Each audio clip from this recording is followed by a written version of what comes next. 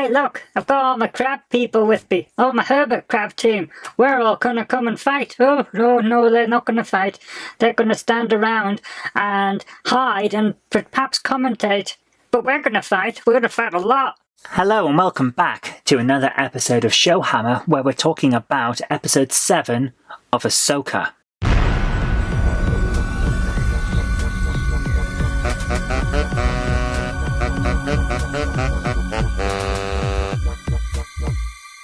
So this episode is actually fantastic, absolutely fantastic. It starts off reasonably slow-paced with a bit of political drama and a bit of wrangling, and then a lovely cameo, which I really did appreciate. Very, very nicely done. Having C-3PO show up was completely unexpected, but very, very nice, and I did like the old Star Wars Skywalker theme coming out there, so that was lovely. I still think we need to see what the comeuppance of this weird senator guy, who appears to be an Imperial remnant himself, what's going to happen to him? I doubt he's going to get a proper comeuppance in this show, but I do need to feel like he can't just be left alone to wreak havoc the way he is in the background. Having said that, we got an awful lot of combat in this episode, so perhaps having another bit of a slap down there wouldn't have really fit, because it would have just been one more beatdown that you wouldn't notice in a massive line of beatdowns. What was interesting, though, was essentially the B-plot, which is Shin, and her coming realization that her ambition, her aggression, her dark side, really, doesn't fit with the good guys and isn't welcome with the bad guys. It was actually quite a shock. She looks, right at the end of this episode, completely broken. She doesn't give up.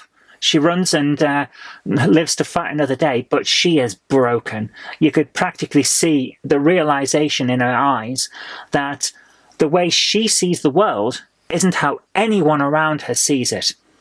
Her master, the Dark Jedi Balin, he tells her to go off and become part of the new empire because his future lies elsewhere.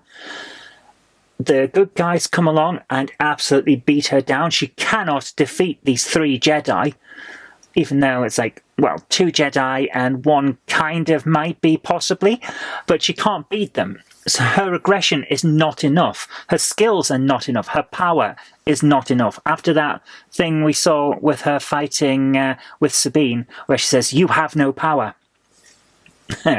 All of a sudden, she can't fight back. She has no power. That's devastating. We can see that clearly in her face. She is devastated. That was like the icing on the cake for this, because then we have the main plot, where we find out that Ezra Bridger, he's not just looking like your standard monk.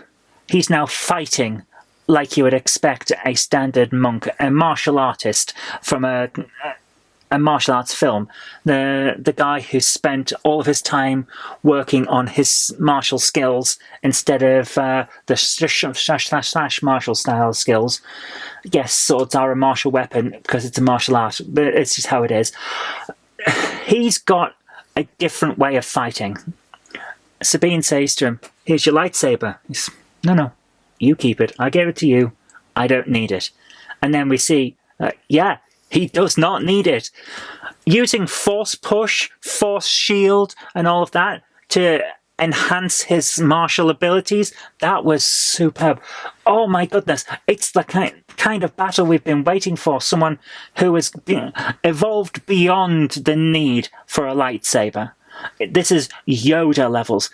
I did not expect this when we started this show, and we saw that the first couple of episodes were very, very slow-paced and didn't really do anything for it. I did not expect to find that Ezra Bridger from the cartoon Rebels is the new Yoda. But here we are. Here he is.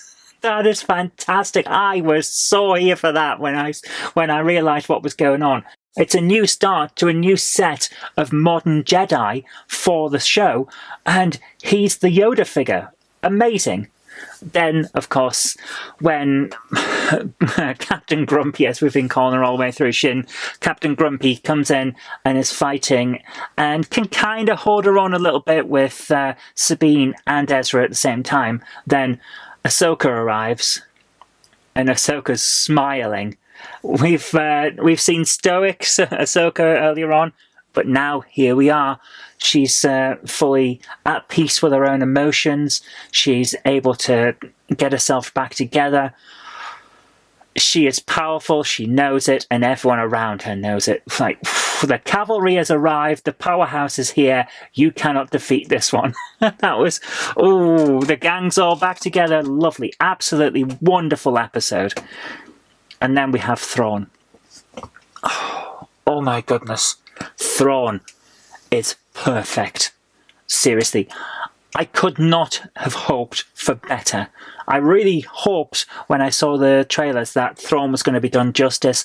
He has been done justice. This is superb. Like, the guy is Julius Caesar, Hannibal, and everyone else all rolled into one.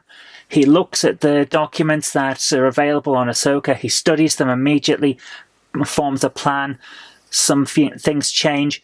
He evaluates his plan. He gets in there and he takes away from the battle that actually we don't need to defeat her, because when he says this thing to, I think Morgan, is it? Yeah, I think it's Morgan. She says, "It looks to me like we're being defeated." And he says, "Would you like to see how it looks to me?" And he's not even looking at the battlefield. The battlefield is, we have used some of our troops and the losses are acceptable. We knew we weren't going to get everyone back, but the losses are acceptable. We've used our forces to corral all of our enemies into one location and learn some information about Master Balin. Lord Balin, he calls him, which is that we can't rely on him. Meanwhile, I've been checking how much of our stuff has been loaded into the Star Destroyer so that we can get underway. That's all he was interested in. Emotionless, straight to the point, very tactical. This is Thrawn, through and through. Thrawn does not get angry in a fight. Thrawn does not let his emotions compromise his ideas of tactics. The books never had Thrawn being an emotional guy. He's very standoff. He's very focused on the tactics and his goal at the end of the thing. And yeah, perfect. Absolutely perfect. I loved this episode. It was great. And I'm going to give it a full, solid ShowHammer rating of 10 out of 10. This is what I hoped to see from a redo, essentially, of Heir to the Empire. And I'm really, really glad that it's coming out like that. I believe next week is the final episode. There's an awful lot that hasn't been resolved yet, so I have a feeling we're going to have some resolutions of certain plot points, but we're going to have a season 2. Because I can't see them finishing it in one episode, unless it's like a feature-length 2-hour episode. Yeah, they could probably do everything in that, but I don't think we're going to get that. I am interested to see what we do get. Guys, what did you think of this episode? Did you see it in the same way I did, or have you got different views? Let's have a conversation about it down in the comments. But until next time, I've been Zoe Cook-Robinson. You've been watching ShowHammer. See you later, and may the Force be with you. If you like the show, please consider supporting me on Patreon. It really does help create future videos. That's patreon.com/Zoe Kirk-Robinson. And I've got an extra special thanks going out to Chief89, Sam Yates, Retro Mickey 82, Mo Henry, and George Botterini. Thank you so much, guys.